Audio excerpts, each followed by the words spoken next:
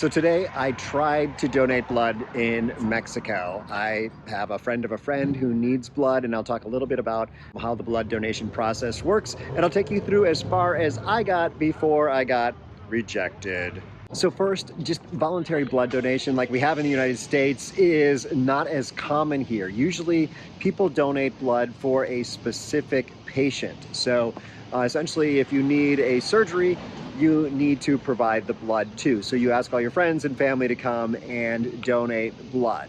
I have a friend, Larry, who needs blood because of a car accident. He was hit by a car on his bike. I volunteered to come down and give blood. So they said they needed 4 donors today, and we had to come down here at 6:30 in the morning to downtown La Paz to be able to donate. And like I said, I'll go through the process up through the point where I got rejected. So the blood donation is in a building at Bravo and Dominguez, I think, and make sure it's the right Dominguez. I almost went to the wrong one, which was very similar sounding. Anyway, there's a staircase going down into the blood donation center, so you'll wait there on the staircase until they call you in one by one.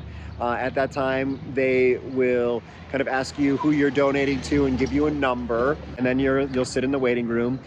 Once they call your number, they check your blood pressure and your height and your weight and things like that. Make sure you're eligible there. I made it through that. They told me I needed to drink water and handed me some juice. I was feeling a little dehydrated. I'm not sure how they knew that. Then it's back into the waiting area. From there, they call you into another room, which is, I guess they were asking who I was donating to and just filling out this little piece of white paper a little bit more each time. So that was, I'm not exactly sure what that consultation was for. Then back out to the waiting room, and then they take you into a room to test your blood. They took my blood to test it, then back out into the waiting room. They told me the doctor would call me, but there was a medical consulto. That's where I got called into.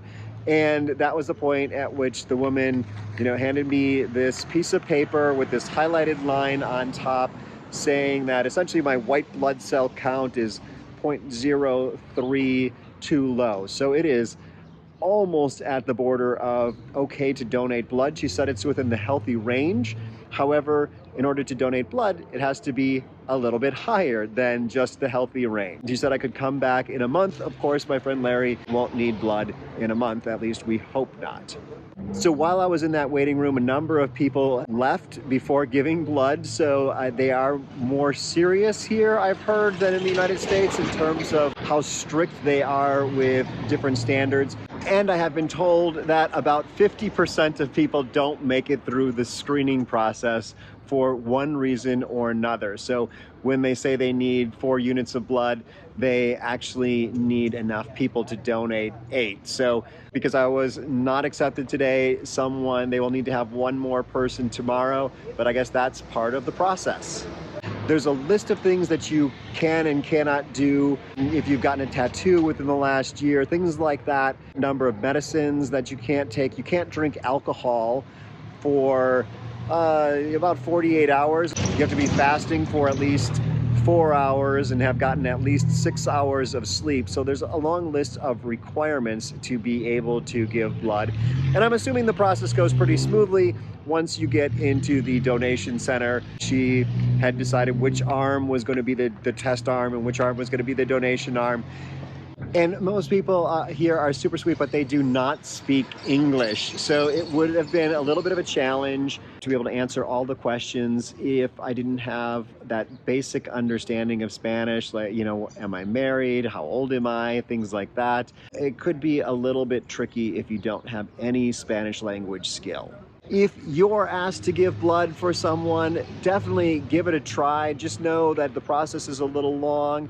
It's now 8:30. It's been about 2 hours since I showed up this morning. I was almost through the process, but I got to this point and didn't make it. I've also got another video about ambulances that you might be interested in up here, and I'll see you in the next video.